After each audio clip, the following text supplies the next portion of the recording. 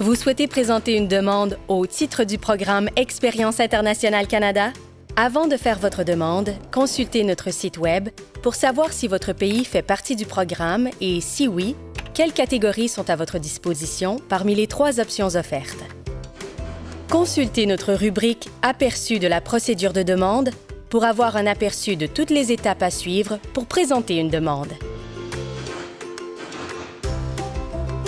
Après avoir rempli le questionnaire « Venir au Canada », créez et soumettez votre profil et choisissez les bassins qui vous correspondent.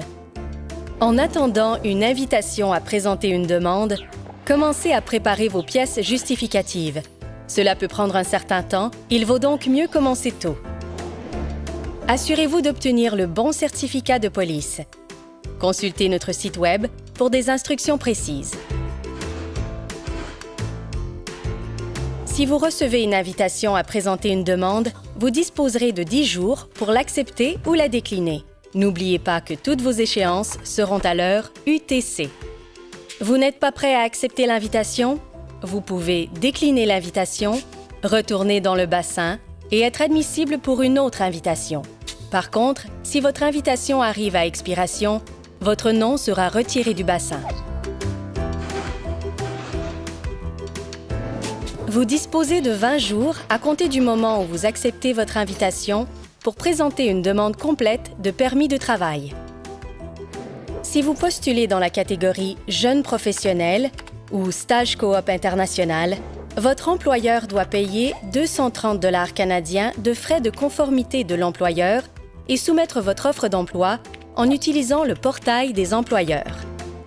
Une fois les frais réglés, votre employeur vous enverra un numéro d'employeur à 7 chiffres qui commence par la lettre A. Inscrivez ce numéro dans votre demande. Si vous souhaitez travailler dans certains domaines tels que les services de santé, les soins aux enfants, l'enseignement primaire ou secondaire ou les soins aux aînés, ou si vous avez voyagé dans certains pays au cours des 6 derniers mois, vous devrez passer un examen médical. Consultez le site Web pour savoir si vous avez besoin d'un examen médical.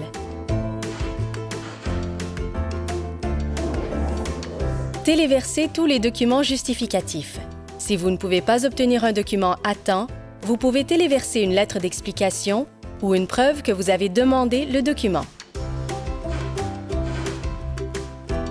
Vérifiez soigneusement votre demande. Assurez-vous d'avoir répondu à toutes les questions et d'avoir téléversé tous les documents.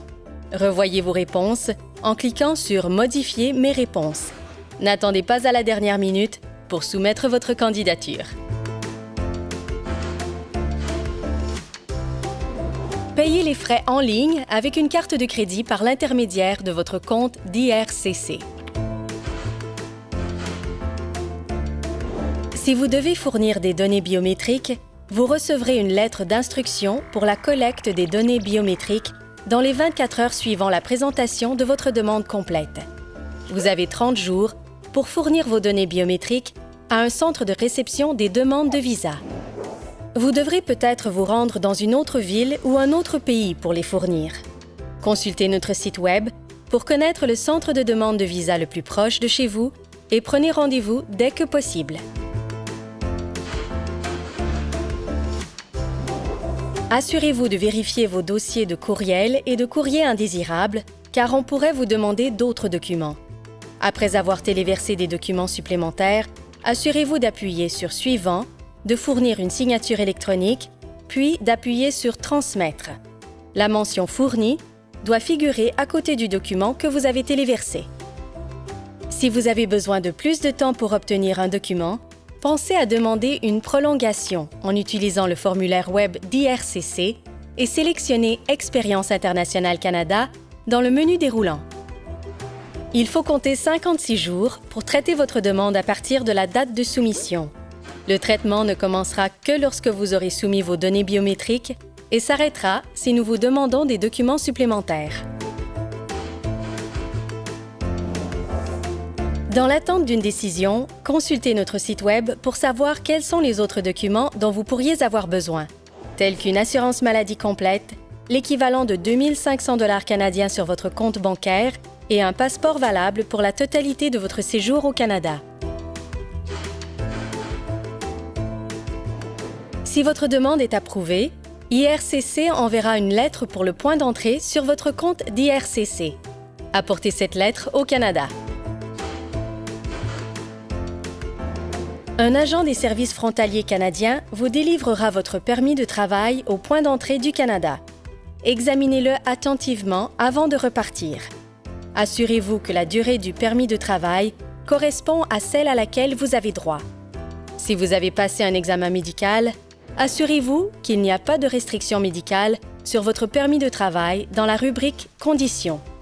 S'il y a une erreur, l'agent des services frontaliers du Canada peut la corriger.